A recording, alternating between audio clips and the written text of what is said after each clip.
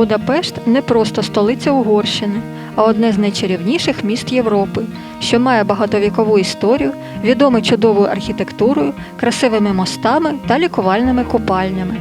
Він розкинувся на берегах Дунаю, який поділяє його на дві частини – горбисту Буду та рівнинний Пешт. У нашому розпорядженні 3 дні, щоб оглянути основні визначні пам'ятки міста. До речі, відстань між історичними об'єктами чимала, тож доведеться часто користуватися громадським транспортом. Щоб вигідно заощадити, радимо придбати проїзний квиток Budapest Travel Card, що дає право на необмежену кількість поїздок. Це може бути проїзний, який діє 24 години, 72 години або 7 днів.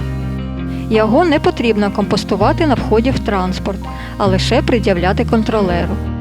Квиток починає діяти з моменту його покупки.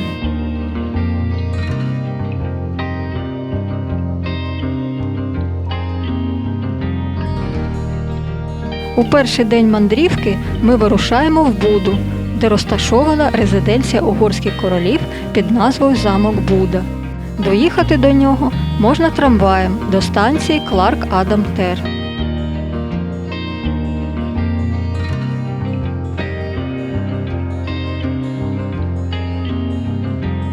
Замок стоїть на пагорбі, що височить над Дунаєм. Він являє собою цілий архітектурний комплекс, який складається з королівського палацу, національної галереї, площ, пам'ятників, музеїв, кафе та навіть лабіринту. Вхід на територію безкоштовний. Як свідчить історія, перший замок на цьому місці був побудований в 13 столітті з метою захисту від набігів монголо-татар. З часом його територія розширювалася і обростала новими спорудами, перетворившись на ціле місто під назвою Буда.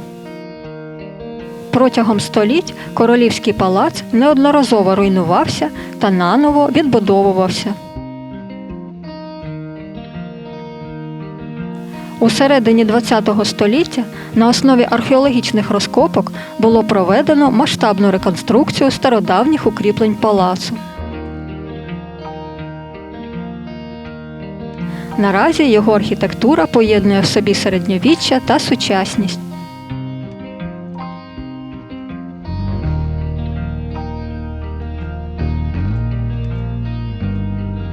На його території є безліч оригінальних фонтанів та скульптур.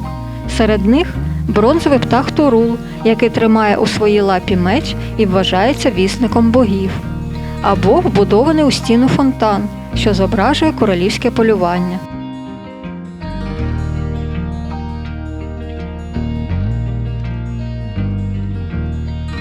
До складу комплексу замку Буда входить Рибальський бастіон.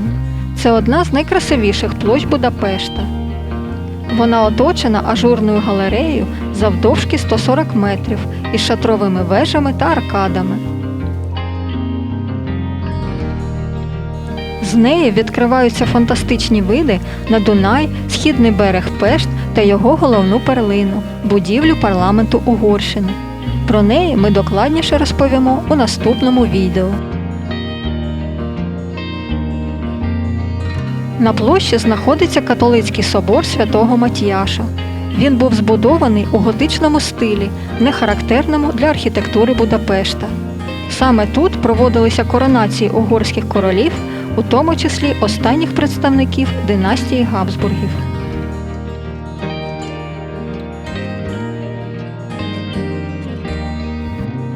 Із замку Буда можна спуститися вниз на фунікулері.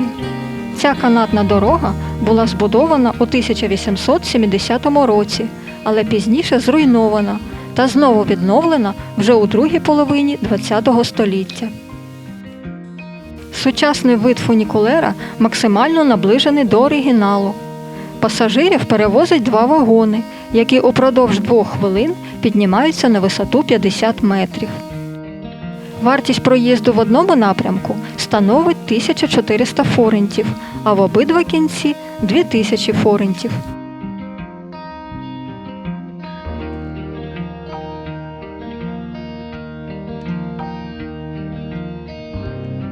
Опинившись на набережній, трохи пройдемось уздовж річки, аж поки не побачимо монастир Паулінів.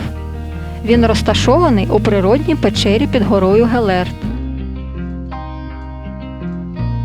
За переказами, у давнину в ній жив чернець, який лікував людей за допомогою води з місцевого термального джерела. Монастир здається давнім, хоча офіційно його було відкрито у 30-х роках ХХ століття.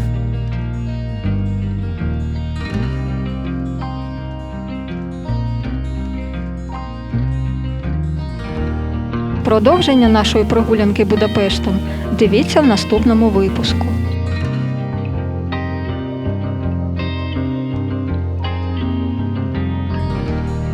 Якщо ви хочете побачити більше відео про захопливі подорожі найцікавішими містами світу, ставте лайк та підписуйтесь на наш канал.